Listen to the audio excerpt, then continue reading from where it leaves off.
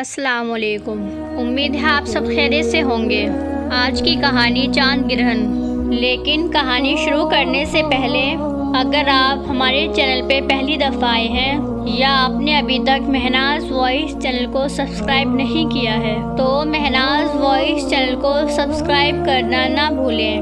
چہرہ جل گیا ہے اس کا، آدھا منہ جل گیا ہے تو کیا ہوا اماں، محبت کرتا ہوں اس سے۔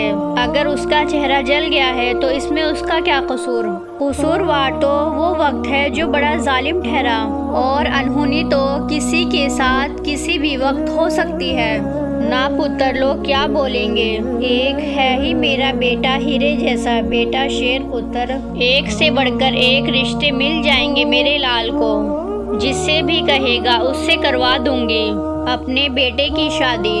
لڑکیوں کی کمی تھوڑی ہے دنیا میں، تو اماں پھر مان جائیں چچا کی بیٹے کے لیے بیٹا، مگر کیا اماں، اگر یہی حادثہ شادی کے بعد ہو جاتا تب بھی میں اسے چھوڑ دیتا کیا؟ بولی اماں۔ اور راشدہ نے اپنے ہیرے جیسے بیٹے کو دیکھا، سانولا رنگ، دل فریب سی آنکھیں، ہر ماں کو اس کی اولاد ہیرا ہی لگتی ہے، پھر چاہے وہ کالی ہو یا گوری۔ عید کے بعد شادی ہوگی اماں، اور طے شدہ وقت پہ ہوگی، اور بارات جائے گی تو صرف چچا کی طرف، پہلے ہی کہہ دے رہا ہوں۔ ہاں بیٹا، پر لوگ کیا کہیں گے؟ پتہ ہے اماں ہمارا خوف کیا ہے؟ ہم لوگوں کو منہ دیتے دیتے اپنوں سے منہ پھیر لیتے ہیں، لوگوں کو خوش کرنے میں اپنی خوشیوں کا گلا گھونٹ دیتے ہیں، لوگوں کا کیا تانے دے دے کر مار ڈالیں گے۔ مجال ہے کبھی کسی کے دل سے خیر خواہ بن سکے۔ زندگی مجھے گزارنی ہے، پھر بیچ میں لوگ کہاں سے آ گئے؟ آپ کو میری خواہش سے خوشی ہونی چاہیے نا، یا پھر لوگوں کی فکر؟ اور یہ کہتے وہ گھر سے نکلا تھا۔ راشدہ وہیں چارپائی پر لیٹ گئی تھی۔ رمضان شروع ہونے سے پہلے ہی وہ انابیہ کو عیدی دے آئی تھی۔ رمضان کے مہینے میں روزہ رکھے وہ باہر کم ہی نکلتی تھی، بھری جوانی بیوگی میں نکال دی، ایک بیٹے کے سہارے اپنی پوری زندگی سفید پوشی میں نکال دی۔ شوہر کی پینشن سے گھر کا گزارا بامشکل ہو ہی جاتا تھا۔ حارث فوج میں بھرتی ہوا، انہوں نے اللہ کا شکریہ ادا کیا۔ میکے کے نام پر ایک بھائی تھا، اور وہ بھی اپنے بیوی بچوں کے ساتھ پردیس میں تھا۔ ہر عید شب برات وہ اپنی بہن کو پیسے بھیج اپنی بہن کے خیر خواہ ہونے کا ثبوت دیتے، اور عید کی عید فون کر کے حال دریافت کر لیتے، جسے وہ غنیمت سمجھ لیتی تھی۔ کہتے ہیں نا، ماں باپ ہو تو بیٹی کا مائکہ رہتا ہے۔ جب سب اپنی اپنی زندگیوں میں مگن ہو جائیں تو کسی کو بھی الزام نہیں دیا جاتا۔ اور سسرال میں ان کے شوہر کے ایک چھوٹے بھائی اور 2 بہنیں تھیں۔ بڑی بہو ہونے کا حق انہوں نے شروع دن سے ہی نبھایا تھا۔ کوئی بہن تو تھی نہیں، دیورانی کو بہن کی طرح سمجھا۔ 4 بچوں کی ذمہ داریاں اور دیور کی چھوٹی سی دکان، جس سے گزارا ہی بامشکل ہوتا تھا۔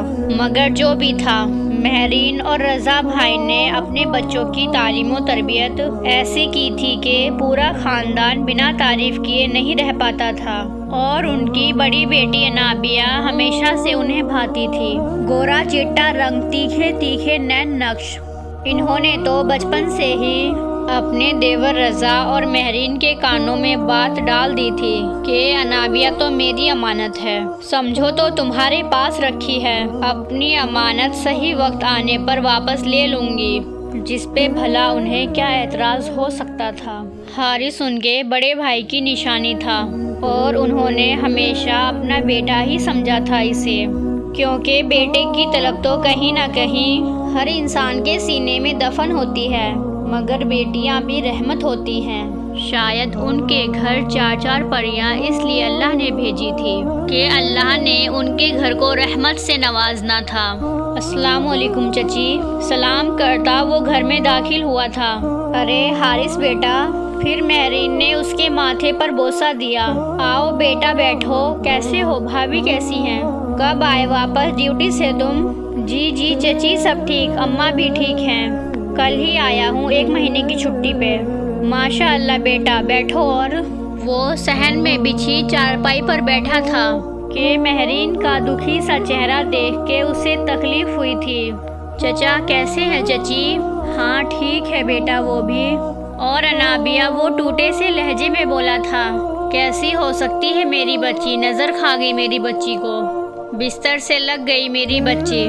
ارے جس گھر میں کچھ دنوں میں شادیانے بجنے تھے، آج وہاں صرف ماتم بچھا ہوا۔ ارے کوستی ہوں اس وقت کو جب میں نے اسے باورچی خانے میں بھیجا۔ اس حادثے نے میری بچی کو سیاتن کر ڈالا۔ یہ کہہ کے مہرین دوپٹہ منہ پہ رکھ رو دی تھی۔ چچی سنبھالے خود کو۔ وہ اٹھتا ہوا ان کے پاس آیا تھا، خود کو سنبھالتا انہیں دلاسا دے رہا تھا، مگر ہمت جٹا رہا تھا جو کہیں کھو سی گئی تھی۔ اپنی بچپن کی محبت کو اس درد میں جھلستا دیکھا۔ وہ اس کے پاس موجود تھا۔ اس درد نے حارث کو اندر سے توڑ کے رکھ دیا تھا۔ اب وہ انابیہ کے کمرے کی جانب بڑھ رہا تھا۔ بیڈ پر لیٹے وجود پر نظر ڈالے، آدھے سے زیادہ جلا ہوا چہرہ جس پر ڈاکٹروں نے ہر ممکن کوشش کی تھی ٹھیک کرنے کی، اور کہیں نہ کہیں ابھی بھی نشان دکھ رہے تھے۔